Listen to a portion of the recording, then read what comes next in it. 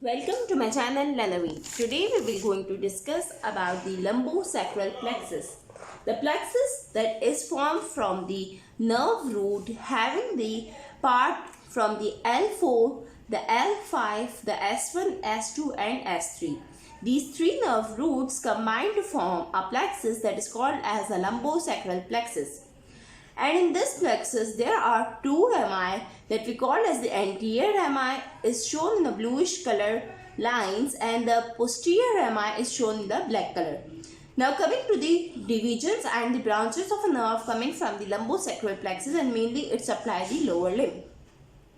Starting from the first root that is from the L4, L5, S1, S2 and S3.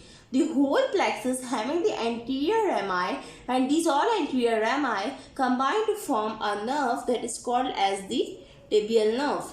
The tibial nerve is formed from the anterior division of the L4 to S3.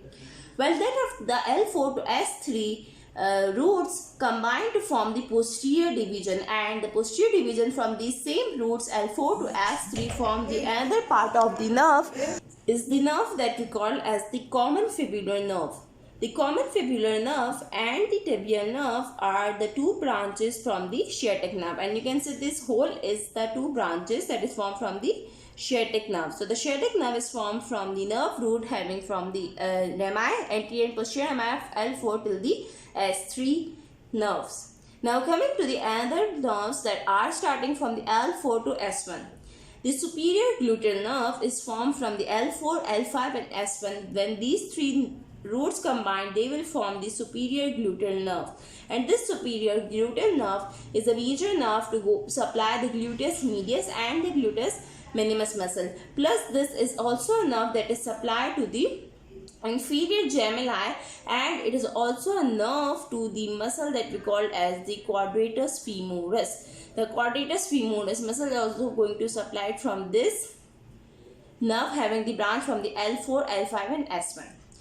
The other plexus of the nerve that arise from the lumbosacral plexus include the nerve from the L5, S1 and S2. So from the L5, S1 and S2, there are the nerve arising. These nerves called as the inferior gluteal nerve because they arise inferior to the superior gluteal nerve.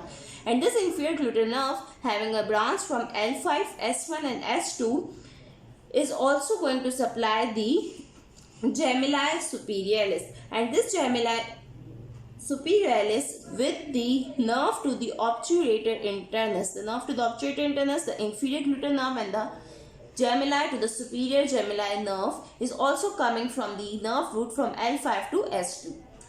The other nerve is coming from the S1, S2 and S3.